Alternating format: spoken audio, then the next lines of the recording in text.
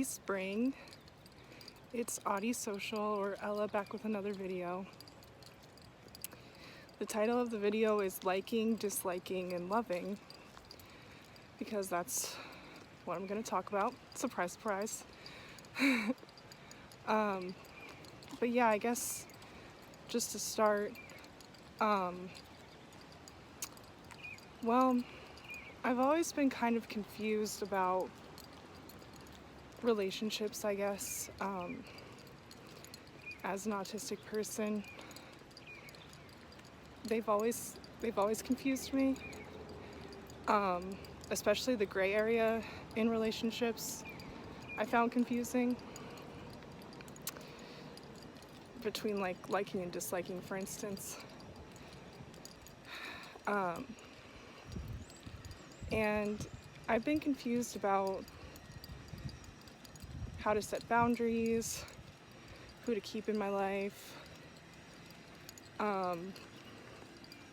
why even have people in your life? That's a good one. But yeah, just profoundly confused in all of those areas. So I thought maybe talking a little bit about this might help some other autistic people or people who struggle socially regardless of if they're autistic or not. But yeah, let's start with why have people in your life? Because that's the whole reason we're having this conversation. We're assuming you want people in your life. But I think it's really simple. I think it's because you like them.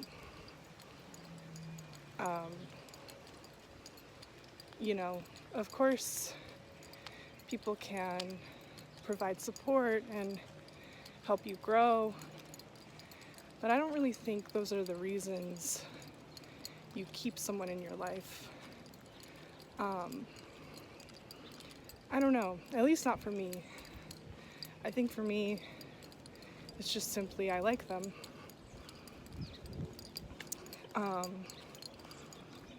Okay, but then comes to the mixed feelings of liking and disliking. What do you do about people you have mixed feelings about? You both like and dislike.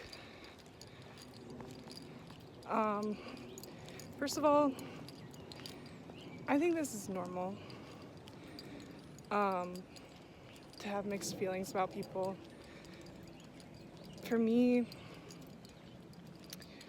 I would say I have mixed feelings about most people. I don't know if that's normal, but it's what I'm working with. I'm also anxious avoidant attachment, so that might have something to do with it. Might have something to do with my mixed feelings about people. But yeah, I think a lot of people I both like and dislike, or find aspects of them that I like and dislike. And that can be confusing because, at least for me, that's such a common experience, and it makes me confused regarding, how I should think about them and how I should conduct a relationship with someone I both like and dislike. But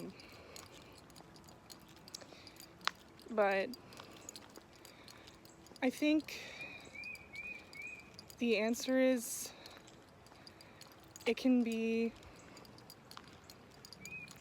a good relationship if it's very boundaried. The aspects that you might dislike about someone,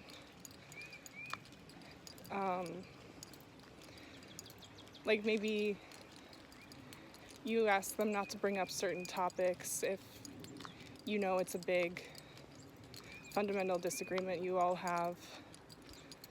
For instance, yeah. But I should say, I don't think liking and disliking has to do with loving. Hold on, there's a person coming. Yeah, so loving. I want to distinguish between two kinds of loving, because I think there's the relational loving and then the unconditional loving. So relational loving to me is when you are wanting to be in relationship with someone and you do your best to be attuned to them and they do their best to be attuned to you, and you know, there's healthy attachment, there is healthy growth, you know, you keep up with each other's lives, that kind of thing. And that's what I was kind of talking about. Liking and disliking can make relational loving hard, I think. If you feel a mixed way about someone or if you dislike them. But yeah, distinguishing it from unconditional loving, I think unconditional loving is just having goodwill toward someone, wanting good for them. Whether you're in a relationship or not, whether you like them or not,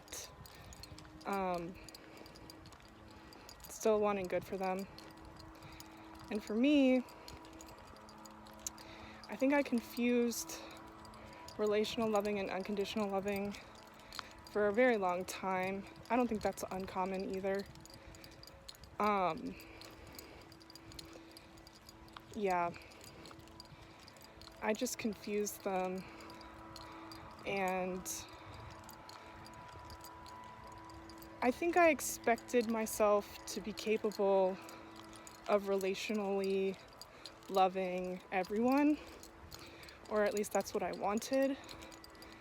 But I really don't think that is possible, for me at least. Hold on, some steps. Just going step by step.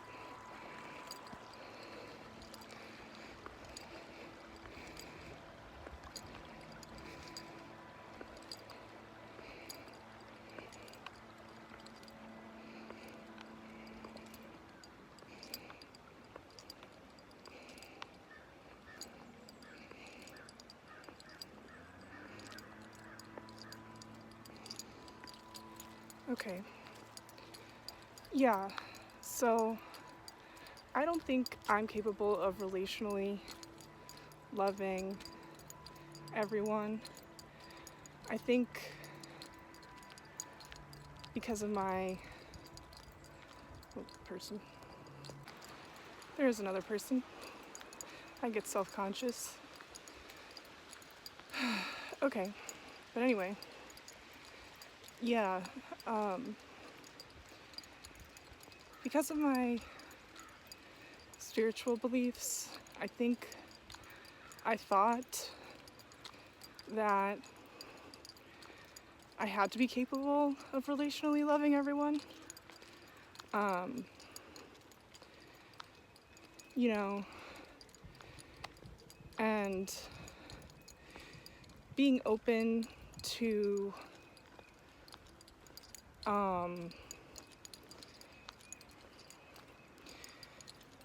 people who may be marginalized, which I think that that is a good idea, to be open to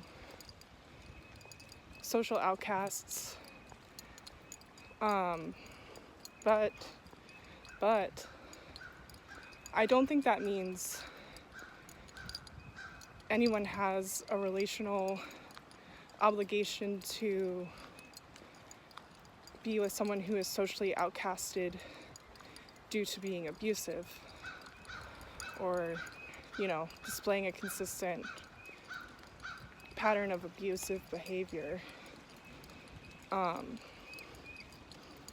believe anyone can change, but yeah, if someone is consistently abusive, I don't think anybody has an obligation to be in a relationship with them. I really don't think, God would want that. I was kind of confused for a while because of the whole, turn the other cheek kind of idea. But, I think boundaries are a good thing, and God doesn't want anyone to be abused. That's sort of a contradiction right there, if God is love. So, all right, more people coming up. I do think that we have a moral obligation to unconditionally love everyone.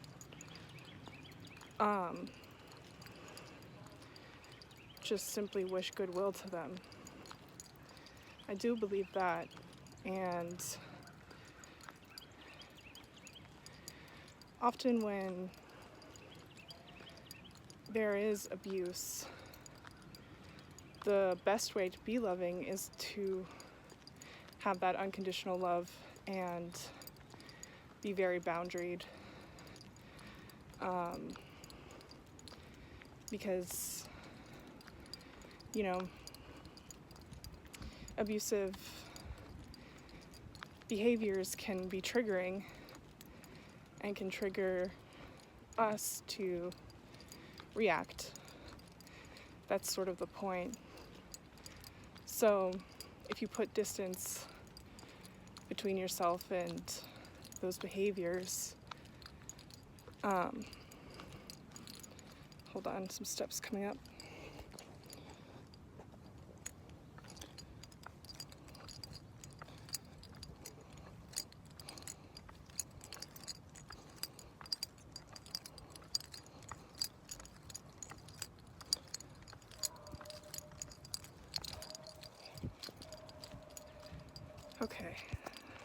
Okay, just making sure it was still recording.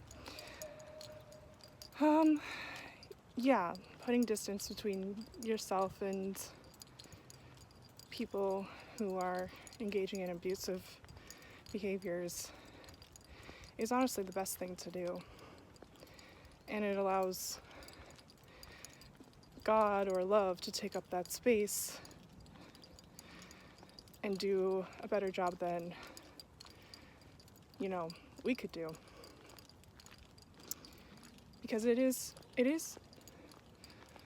hold on. Oh, yes. Remembered what I was gonna say now. It is really hard to relationally love an abusive person for the reasons I was saying before about them being triggering. It makes it hard to grow together. It makes it hard to support the person. It makes it hard to be around the person. All of these things. Yeah. Trying to think if there's anything else I wanted to say.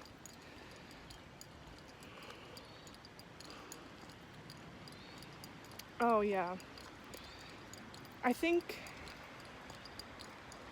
to relationally love someone, you have to like them at least a little more than you dislike them.